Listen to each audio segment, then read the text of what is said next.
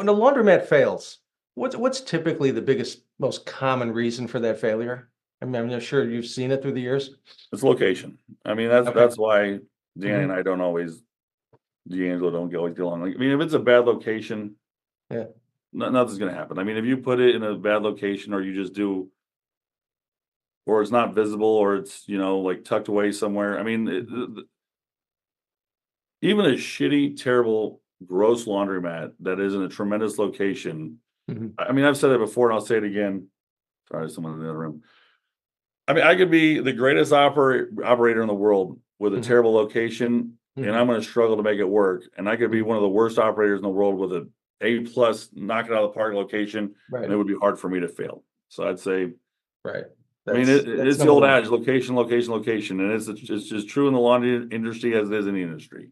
All right. Any other type of business?